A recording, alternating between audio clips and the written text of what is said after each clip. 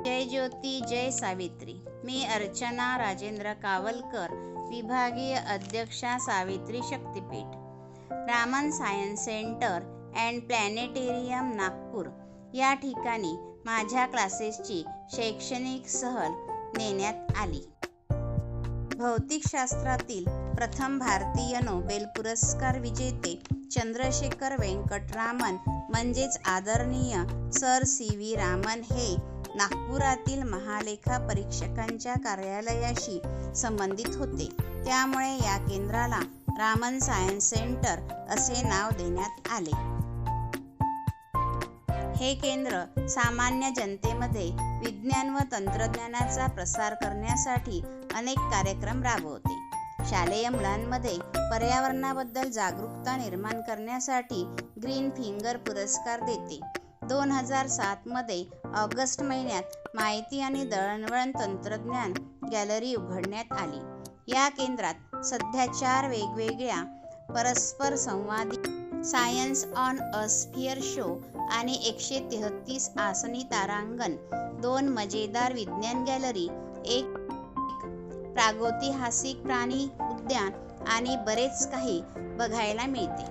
केंद्र विज्ञान व्याख्याने, विज्ञान चित्रपट शो आणि त्रिमितीय विज्ञान शो देखील आयोजित करते।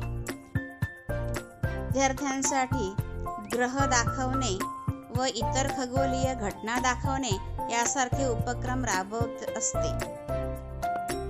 मुलांना खेळण्यासाठी सुसज्ज असा वैज्ञानिक बगीचा सुद्धा आहे। अशा या विज्ञान केंद्राचे उद्घाटन 7 मार्च 1992 साली झाले। तसेच रामन तारामंडलची सुरुवात 5 जानेवारी 1997 मध्ये झाली। या ठिकाणी सहल नेण्याचा मुख्य उद्देश म्हणजे शैक्षणिक माहितीसोबतच प्लॅनेटेरियममध्ये पिक्चर रूपात तारांगण खगोल दर्शनाकार म्हणजेच नभमंडल दाखविले।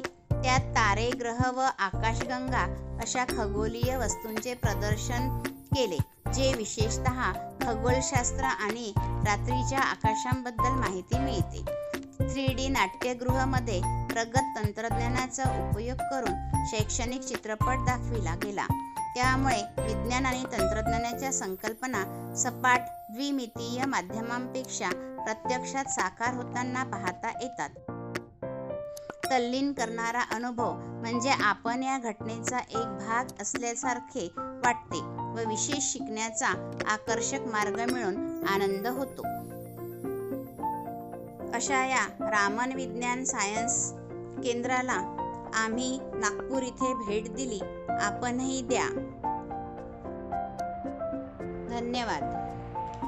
आमच्या सावित्री न्यूज इंडिया चॅनलला लाईक करा, सबस्क्राईब करा। पुन्हा एकदा धन्यवाद।